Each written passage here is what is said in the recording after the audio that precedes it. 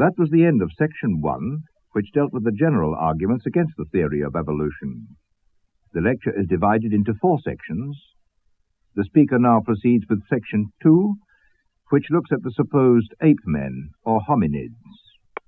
The average person now believes that there were strange creatures in prehistoric times, not quite men and not wholly animal. We are being told in the name of science that these ape men existed and that we come from them. Now, if this is wrong, then our 20th century is really the darkest age of all. But right or wrong, it's successful. It's so successful that Adam and Eve are being laughed out of court. And this is where evolution penetrates religion, the origin of man. We are witnessing the triumph of a very deep game. The effect of the game is to get rid of God and to undermine the Bible. Now, this is Michelangelo's creation of Adam, according to the age of faith. Adam, created as man in the image of God, physically perfect, and before his fall, intellectually sublime. Well, this picture expressed the Christian philosophy for a good many centuries. But today, the picture has changed. And this is today's concept of Adam, or many Adams. And this Adam has changed the whole world outlook and philosophy. And that's the extraordinary achievement of Darwin. Whether he was right or wrong, Darwin has changed man's concept of man. The all-American ape man, Nebraska man. In 1922, someone found an unusual tooth in Nebraska. The eminent Professor Osborne declared that it belonged to a creature part ape and part man. The press was excited. It gave to the world artistic illustrations of the new ape man together with an imaginary ape woman. Nebraska man lasted 5 years. In 1927, further discoveries showed that the tooth had come from a wild pig, P-I-G. Professor Osborne's ape man was a pig. But Nebraska man had done his deadly job. In the famous Scopes trial of 1925, Nebraska man and Java man and Piltdown man were very effectively used by the mass media, so that the trumped-up Scopes trial, which was rigged by anti-Christian forces, achieved its purpose, which was to swing public opinion towards evolution. Well, the Scopes trial did that. It changed public opinion so successfully that evolution entered school textbooks. And that has led to the evolution-biased education system of today. The bitter irony is this. The rigged Scopes trial, which changed education history, relied on 3 faked ape men. Second, Neanderthal man. He was supposed to be little better than the chimpanzee. Small brain, walking stooped forward with knees bent, hairy, animalistic, and very disagreeable. The mistake about brain capacity was corrected by the great Marcellin Boole. Boole proved that Neanderthal man had a bigger brain than modern man. Then evidence was found that he believed in the supernatural. And there was plenty of evidence that Neanderthal man had intermarried with modern-type man. And then to cap it all, in 1929, Professor Sergi proved that Neanderthal man walked upright. He could have stood to attention for any prehistoric drill sergeant. The artist can do anything. He can make Neanderthal look like a brute or like a philosopher. It all depends on the artist. However, you can be sure that Neanderthal man was just another race of Homo sapiens, your brother, a real man with a soul to save. Now, number 3, the Piltdown Man of England. For 40 years, he fooled the world and he helped to scupple Adam and Eve. Here's Piltdown Man as portrayed by the Illustrated London News. The principal characters in this drama were Charles Dawson, who found the first part of the skull, Sir Arthur Smith Woodward of the British Museum, and a student priest, Father Teilhard de Chardin.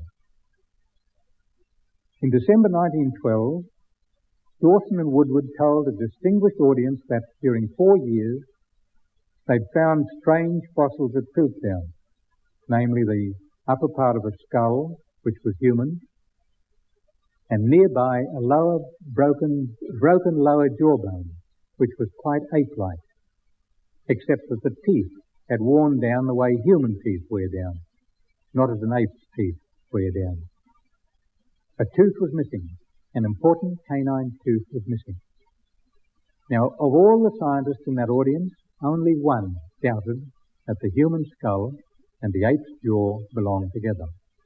So Mr. Piltdown had arrived. And if that missing canine tooth could be found, and if it was worn down like the molars, then the ape man's case would be strengthened. Well, the tooth was found 8 months later, 29th of August 1913. Teilhard de Chardin returned from France. Next day, Dawson, Woodward and Teilhard went to the Piltdown pit to sieve the gravel. After a time, Teilhard called out that he'd found the missing tooth. The tooth fitted the jaw, so Mr. Piltdown had made the grade. They gave him a noble age, 500,000 years, and this is his profile, the earliest Englishman, the man who never was. He reigned for 40 years, and then some skeptics insisted that he be retested. He survived the first test, but his age was dropped from 500,000 years to 50,000 years. The critics first forced further tests, and now it was disgraced. The skull was a modern man, completely modern man. The jawbone was from an ape that had recently died. Now they saw that the teeth had been filed to make them look human. The marks of the abrasive were visible. And now they saw that jawbone and tooth and teeth had been stained by chemicals to make them look like ancient specimens. Now they saw the crudeness of the fake, why not before? And that skull, dated by experts, first 500,000 years, then 50,000 years, then a few thousand years, and now it's 500 years. Who perpetrated the fraud? Well, opinions differ. Nobody blames Woodward. He was foolish, but he was fooled. Dawson, not too many blame Dawson. He didn't have the special skills. I think mostly speculation is divided between Teilhard de Chardin, who had the opportunity and the knowledge of anatomy, and an Australian, Grafton Elliott Smith, an expert anatomist who had something to do with the Piltdown affair. And it's perhaps worth noting that both these men later on were connected with the Peking man. However, the real culprits were the leading scientists of the day. They allowed a crude forgery to be foisted on the world. They allowed it to deceive men's minds and to spread evolution for 40 years. They saw what they wanted to see and they overlooked what they didn't want to see. And that's the end of those three. Now we go back to the family tree to tackle the heavyweights.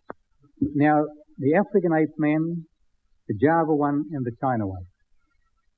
From Africa, the Australopithecines, the African ape men. These are pictured as large-jawed, small-brained, standing about 4 feet tall and walking in approximately human fashion. Not yet men, but a pre-human phase of hominid evolution. Sounds good, but the public would be surprised if they knew how little fossil evidence there really is, and how the experts contradict one another, and how they sometimes allocate bones the way they want them. Now, about this last practice, here is what Douglas Dewar said. Quote, "The supposition that African man walked upright is based on the supposition that some isolated bones found among a heap of bones in a cave belong to the same species." Douglas Dewar. And since Dewar wrote that, further evidence from more complete bones indicates that African man did not walk upright.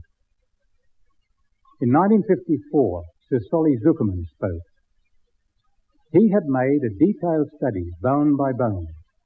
He gave his verdict on the basis of brains, jaws, teeth, and the point of balance of skull on spine.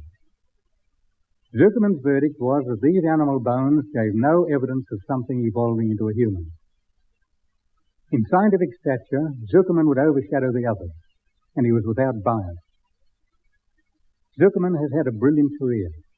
It led to his appointment as Chief Scientific Advisor to Her Majesty's Government, and then in 1971 to his elevation to the peerage on his merits as Lord Zuckerman. His verdict should have carried great weight, but apparently it wasn't what they wanted to hear, so you don't hear it. But I can now say that Zuckerman's verdict has been supported by very recent computerized analysis of the Australopithecus. We now come to Dr. Leakey, who worked in Africa, financed by the National Geographic magazine. In 1950, his wife found 400 fragments of a skull. Actually, there's ground for thinking that parts of two skulls were involved. But anyway, they put the 400 pieces together into this skull. The jaw was missing. They added a model jawbone based on a jaw that Dr. Leakey's son had found somewhere else. And this was the result. They called him Zinzanthropus or Zinj. The Reader's Digest published a long story about Zinj and this portrait of Zinj. The National Geographic featured the story too. Zinj was declared human, the oldest real human, 1,750,000 years old. And just in case you might pin all your faith to the Reader's Digest portrait, there were other artists as well showing just what Zinj looked like. Here is how other artists portrayed Zinj. And it's interesting that all these different portraits of Zinj, all of them come from that one skull. The excitement was very great.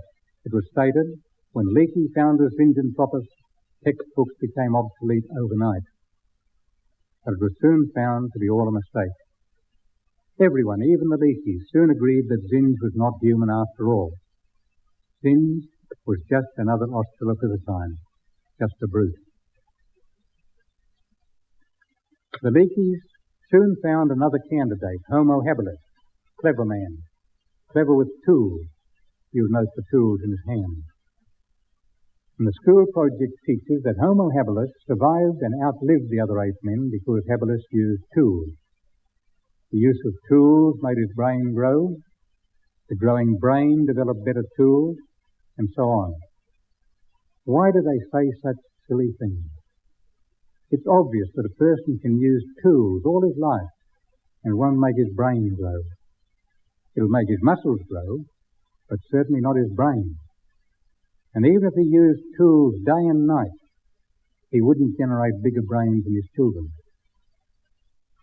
Anyway, let's continue. Here's another portrait of Homo Habilis, and this time he's an athlete confronting a group of his cousins, the Australopithecines. I got this out of a packet of cornflakes. Evolution propaganda for breakfast. And remember, I did mention the practice of allocating bones the way they want them to go. Well, there were 2 pieces of leg bone found near Zinj, but they were allotted to Habilis. And now we have a third artist's version of Habilis. And this one comes from an evolution book. And the book admits that there is dispute about what Habilis really is. The book supports Dr. Leakey's view that Habilis was a species of man, now extinct. However, many other evolutionists say that Leakey was wrong. They say that Habilis was just an Australopithecine, just a brute, not a homo. Of homo or hominid or just plain ape, there's precious little evidence. And it's such evidence that would not be tolerated in any other field of science. This whole hominid hoo-ha provoked Dr. Shelley to say, Dr. Leakey, he said, Leakey, that's a good name for someone whose theories won't hold water. And on that note, we'll turn to another notable ape man, Java Man. In 1891, Dr. Dubor of Holland gave up his career and went to Java to search for the missing link. Later, he presented to the world his Pithecanthropus erectus, or Java Man. Java Man became a human hero. He was talked about in the same way as Pitt and Napoleon were. Popular histories published detailed portraits of Java Man. G.K. Chesterton commented, "No uninformed person looking at his carefully lined face would imagine that this was a portrait of a thigh bone, of a few teeth, and a fragment of a cranium." Chesterton. How did it happen? In 1895, when Dubois returned to Europe, he showed to an international congress of zoologists what he'd found in a riverbed in Java, a skull cap and a tooth, which both appeared to belong to an ape. He also showed them something that he'd found a year later and about 50 feet distant, namely a thigh bone that seemed to be human. Now, if you or I found an ape skull in one place, and a year later we found a human leg bone in another place, 50 feet distant, I don't think we'd get excited and say that they belong together. Look, we found an ape man. However, Dubois said they belonged together, and the scientists let him say so, because perhaps it was believed that the fossils represented a time when there were no humans in Java. So they let the ape's skull cap stand on the human thigh bone, and there was the missing link, the Java Ape Man. But Dr. Dubois had not told the truth. He hadn't told the whole truth, the most important part. Dubois didn't tell them that he'd also found two human skulls in the same stratum as the skull cap. Human skulls in the stratum of the skull cap. To have told this would have spoiled his case, because those human skulls, the Wajak skulls, showed that real humans did live in Java at the same time as the supposed ape man. And that would have meant that there was no need to link the thigh bone with the skull cap 50 feet distant. And that would have meant that the evidence of the alleged ape man vanished. For something like 30 years, Dubois kept the human skulls secret and hidden. And this was inexcusable.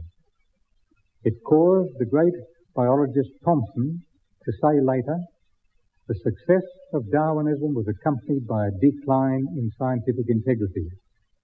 That was Thomson. About 1921, certain events persuaded Dubois to reveal the human skulls, but by then it was too late. Java Man was immovably established. But you should know that the leading authority on fossils, Marcel and Boole, rejected Java Man. He said it was a gibbon, that is an ape. Even more significantly, Dr. Dubois himself renounced his own Java Man in 1938. He declared that after long study, he was of the opinion that we are here concerned with a gigantic gibbon. But evolutionists still cling to their Java Man. He's now referred to as Homo erectus in this science of evolution. We come to Peking Man and Dr. Black.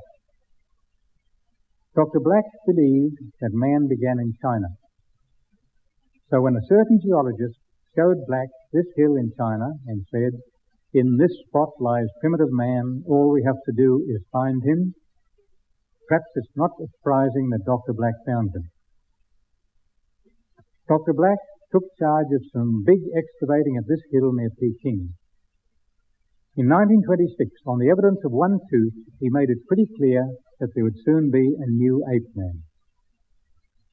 There was a Chinese scientist on the field work, and Father Teilhard de Chardin acted as unofficial observer, reporting to France. In 1929, Dr. Black found something which he made the first official Peking man. Was it a skull, or was it just a skull cap? Teilhard de Chardin reported finding a skull, which closely resembled the great apes. Dr. Black, however, announced only a skull cap. But whatever it was, Black made a model, not a cast, but a model of the supposed skull. It took 2 years to make the model, and it seems that the model was false, that Black made it represent what he wanted it to represent. As they excavated, they uncovered 2 great heaps of ashes, and in the ashes were the bones of numerous animals. Also mixed in the ashes were monkey-like skulls, and Black claimed that the monkey-like skulls were more of his peeping men. The world was told that traces of fire had been found, traces of fire. The picture of peeping man emerged as a creature just across the dividing line. A man, yes, but just a man, using stone tools, walking upright, living in a cave, and using fire for cooking. But if evidence is twisted or suppressed, how can the truth be reached? A famous authority, Abbe Brule, visited the spot on Teilhard's invitation, and when Abbe Brule returned to France, he published an article which showed that these were not traces of fire, but were the remains of great furnaces. Dr. Black, Teilhard de Chardin, and Dr. Pay must have known what Abbe Brule had published, yet they went ahead and published their own book, Fossil Man in China, which claimed to list all papers so far written on the subject, but which left out Abbe Brule's article. Referring to this omission, the historian Francis Vere says, I quote, "One can only conclude that Abbe Brule's discoveries, being inconvenient, were deliberately suppressed." Francis Vere. What they were calling traces of fire were really two enormous heaps of ashes. One heap on a lower level was not fully uncovered. The heap on the upper level was a huge ash heap, as long as a football field, half the width of a football field, and even after long years of compression, its height was the height of a two-story building. These were the remains of industrial furnaces used in an industry of limestone burning, presumably for the building of the ancient city of Cambaluc, where Peking now stands. There were thousands of quartz stones, which had been transported from some other region of China, stones with soot on one side. They were no doubt used in the lime kilns. And the cave. Well, there was no cave. On the hillside there were two levels from which limestone had been extracted. An old landslide had covered everything, and now they were calling them caves. And what about the monkey-like skulls mixed up with other bones in the ashes? Marcel and Boule, that leading authority, was invited to visit the site, and he did visit it. And the great man's reaction was one of annoyance at having his time wasted on monkey skulls. Boule rejected Dr. Black's theory outright. He called it a fantastic hypothesis, the idea that the owners of the monkey skulls could have worked this large-scale industry.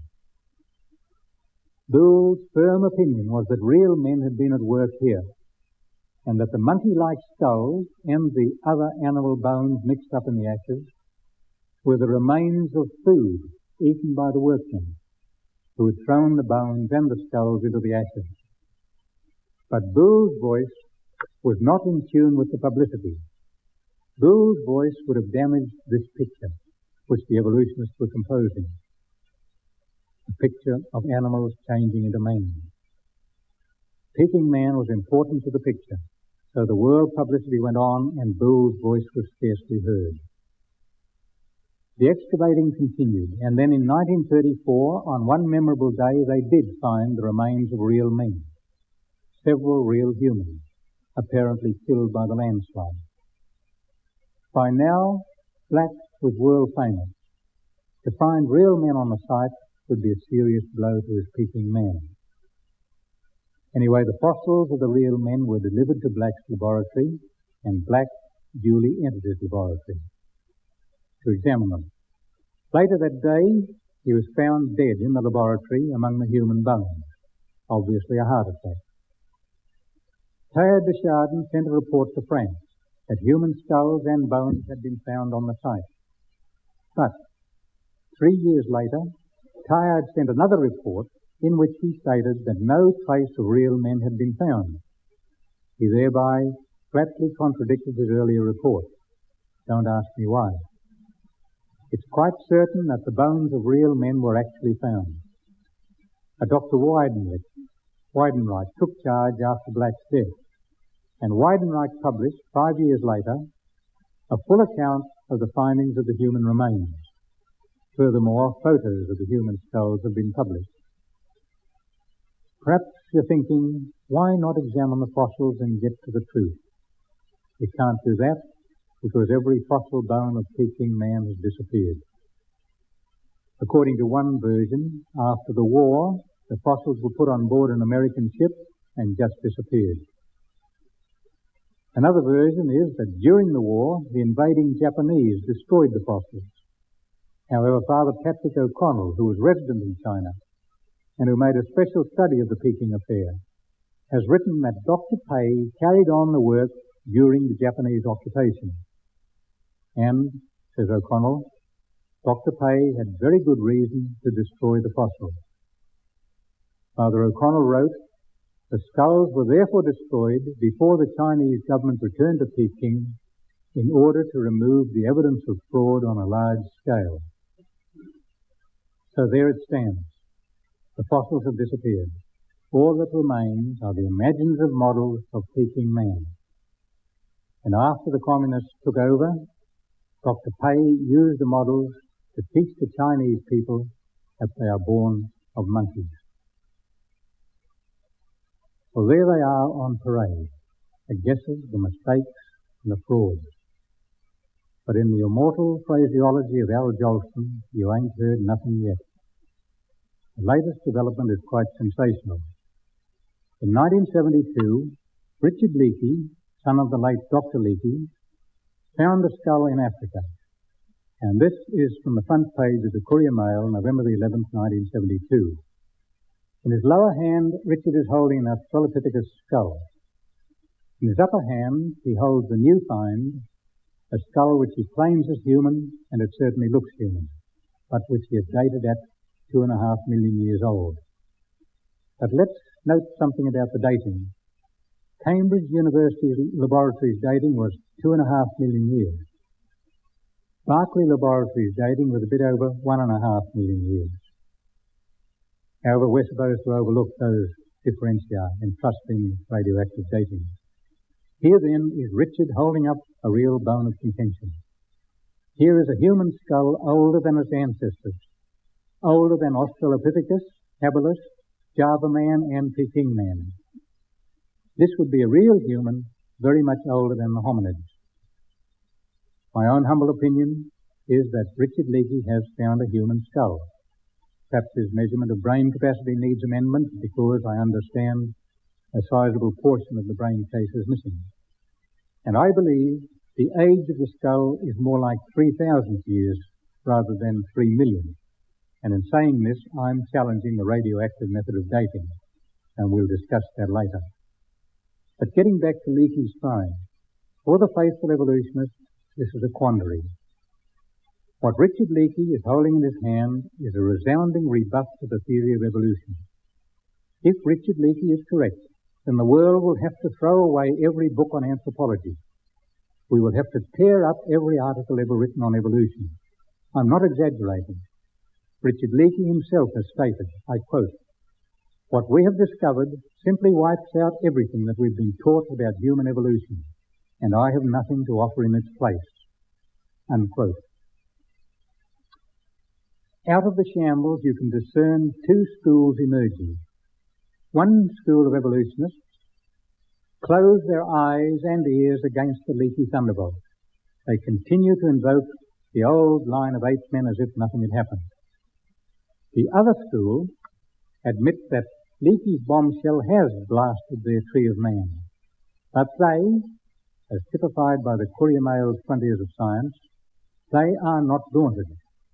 They will build some sort of tree out of what's left. But is there anything left? There's only old Ramapithecus. How old? Some say 10 million years. Some say 14 million years. Who cares? And what links are proposed between Ramapithecus and man? None at all. Just 7 million, or if you like, 11 million years of mystery. And then man. Until Richard Leakey dropped his clangor, nobody took much notice of Ramapithecus. He was so far back, 10 to 14 million years back, that you could take him or leave him. It didn't matter. But now suddenly, man is dated older than all his supposed ancestors except Ramapithecus. Suddenly Ramapithecus has become important. He's our founding father. Mankind depends on him. So we'll have a good look at him. Here then is Ramapithecus, and the portrait is from a school project for the instruction of young minds. Now, is the portrait a faithful likeness? Well, all that exists of Ramapithecus are some fragments of jawbone and a few teeth. That is the total evidence for Ramapithecus. And what's more, the fragments of jaw and the teeth were discovered by G.E. Lewis, and G.E. Lewis did not regard Ramapithecus as an ancestor of man. And worse still, a Dr. Jolly has recently reported that there is a baboon living in Ethiopia with dental and jaw characteristics similar to the Ramapithecus relics. Therefore, the Ramapithecus relics are no more hominid than are the living baboons in Ethiopia. And this portrait comes entirely from the artist's imagination. And if frontiers of science can build man's evolution on Ramapithecus, then I think frontiers of science could establish mermaids in Moreton Bay. So ends our unholy history of man's origins, according to the word of man, supplanting the word of God. And the word of man is loud. The evolutionists control the great mass media. They control the textbooks, the libraries, and the museums. And their propaganda is relentless. But through all the propaganda, hold fast to this thought. There never has been found, and there never will be found, a creature that was more than brute and less than man. And that ends the second section.